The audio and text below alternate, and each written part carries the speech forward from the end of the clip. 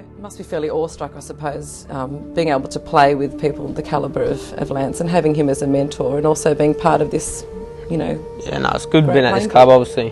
Buddy and Cyril were one of my favourite players growing up, and before I got drafted, I was pretty excited when I got drafted to Hawthorn, knowing that I got to play with these sort of boys like Buddy and Cyril.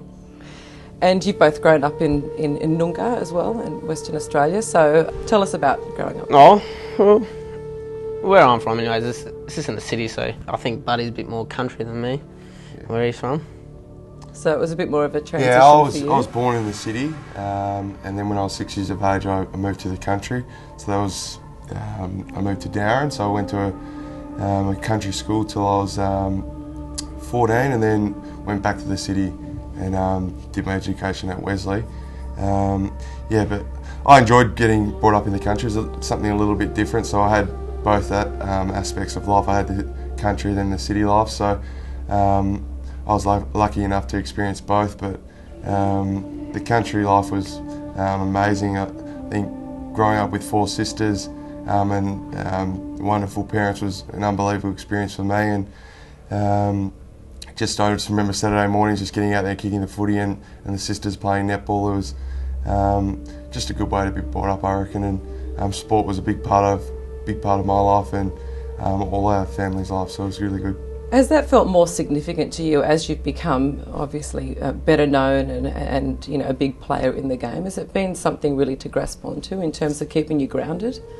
Yeah, definitely. I think having great parents and great family around you that can give you that support is definitely good, because as soon as you get ahead of it yourself, you surely get whacked down in this sport. So they kept me pretty level-headed, and so does the football club too. So both my parents and the footy club have been great to me. And how important's your brother been in terms of your influence in your footy? Obviously we're pretty close with my brother, but when he hasn't done too much for me to get drafted, but obviously when he got drafted, pushed me a bit more to make the level. And didn't give you that last name and get you drafted or not? That's what you've been saying. No, he didn't give me. No, his last name's got nothing to do with it. What was the feeling like when you first did get drafted and into Hawthorn and being part of this playing group that's really now becoming this force to be reckoned with? When I first got drafted, it was a bit of a shock, thinking that you have to move to Melbourne in 2 days and you've got to leave your family and friends and stuff like that. But obviously I was excited as well, and at first I was pretty.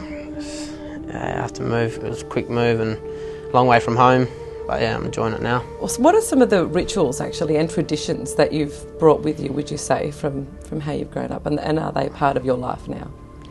I don't know, sort of. I don't know. I reckon with Aboriginal people, with family, always real close with them, and it's good coming to this club as 7 of us here, and it's really good, like good bond with them, and I know it's just easy to get along with each other, and you can sort of talk a lot easier with each other, I think, and other than that, not too much else. Yeah, that's the best thing about Hawthorn Footy Club. When I first got to the club too, we had Chance Bateman. He'd been a big part of my career, and Hilly coming through now. We've got a few other senior Indigenous boys around the football club, so it makes that transition period a lot easier for the young kids coming through. So Hawthorn's been great in terms of drafting Indigenous players and then making that transition easier, especially for guys that come from remote areas, even Perth. I think to have that support network around for the boys is really good, and Hawthorn's great at it. And I think across the board, we found out over that period at the camp we had that across the board a lot of AFL clubs are getting better in their making the transition for the boys coming into the system. So I think Hawthorn's been great at that. I do remember reading that Chance was a big influence on you when you first got to the club. How does it feel now for you being on that other side where you're influencing other players? And I guess, has that helped you in a lot of ways pay more attention to them and really make sure that they're supported as they make that transition? Yeah, definitely. I think Chance, as I said before, has been a massive part of my career, and it's sad to see him not here this year. So I've had to take that next step forward in terms of my leadership around the football club, and there's 7 Indigenous boys at the football club now, so they're looking for the senior guys to step up, and that me and Sean have sort of taken that. Being on the Aboriginal Advisory Board this year is something a little bit different for me, so that's been great. So how important is it for you to be part of a club that not only supports your Indigenous background, but really is harnessing it to a level that's really making you in a lot of ways, the envy of a lot of other clubs in terms of the support network and how well you're playing as a group together. Yeah, I think the support network we've got at the footy club with Jason Burt, Mark Evans has moved on now, but he had been a big part of it too. So with the numbers, with the boys we've got at the footy club now, we want as much Indigenous players as we can possibly get, because we know how exciting we can be and how good we are as football players.